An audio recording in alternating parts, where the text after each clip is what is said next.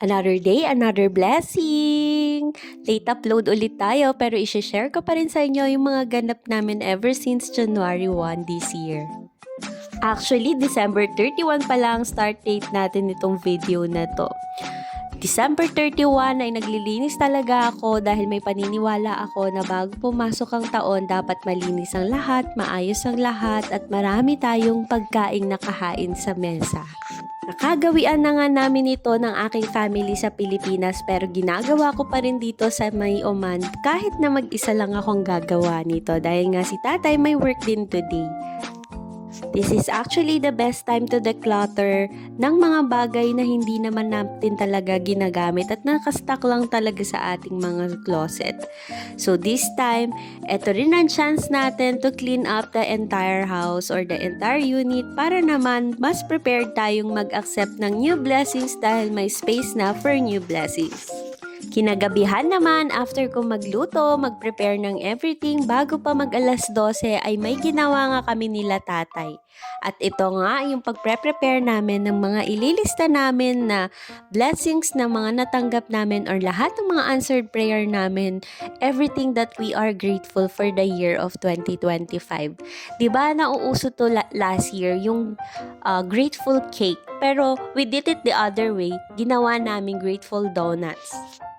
At dahil 25 pieces ang nabili ni tatay na donuts, ay 25 din ang nilista namin grateful things. Siguro it symbolizes na din the year 2025. Napakaganda palang gawin nito kasi doon mo talaga marirealize how good is God kasi hindi kanya pinabayaan buong taon. Siguro i-share ko na lang separately yung ginawa namin ito. Pero for now, ito nga makikita ninyo, isinama din namin si EJ. Kasi alam namin kahit na hindi pa naman niya masabi kung ano mga grateful things niya, at least nakikita niya sa amin na na-appreciate namin si lahat ng blessings na natanggap namin the whole year. Lalong-lalo na lahat ng mga answered prayer namin. First time namin to gagawin at very meaningful kasi nga sabay talaga namin ginawa ni tatay mag-appreciate at mag-list down ng blessings kasi mas maganda naman talagang mag-list down ng blessings than the things na hindi pa nasa iyo. We celebrated our New Year intimately. Dito lang kami sa bahay. Hindi na rin kami nakalabas para magsimba kaya kinabukasan na lang kami nagsimba na buong pamilya.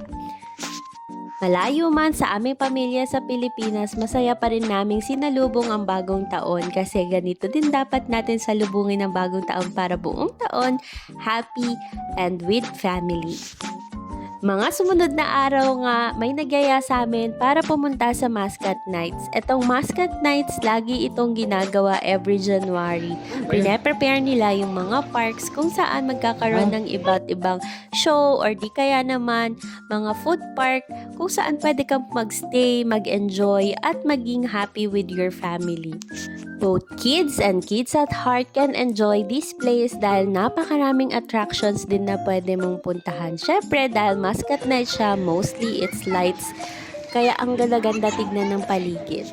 May drone presentations din na nagpapakita syempre ng culture ng Oman at napakaganda nito at grabe ang galing-galing talaga ng pagkaka-execute nila. From January 1 to January 31 nga ito, ma-enjoy mo talaga lahat ng scenery dito. At gabi lang talaga siya dahil lights nga yung pinaka-attractions nila. Maganda na rin itong park na ito kasi dati naman na talaga siyang maraming palaruan. Yun lang, mas na-enhance pa dahil nga isinet up nila for Mascot Night.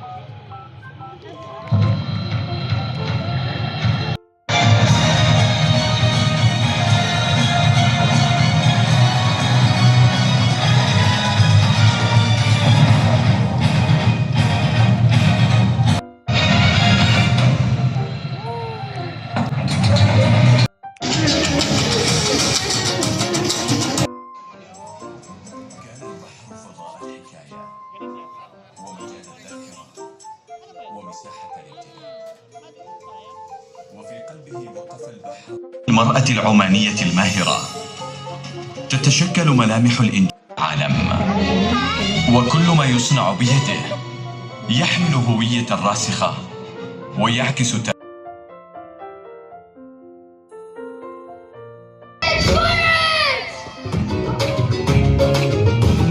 It's so legend, man! I love it! Applause, please! Yun nga yung mga napanood namin nung nandun kami at marami pang iba actually kasi may presentation din ng bawat countries per booth nila.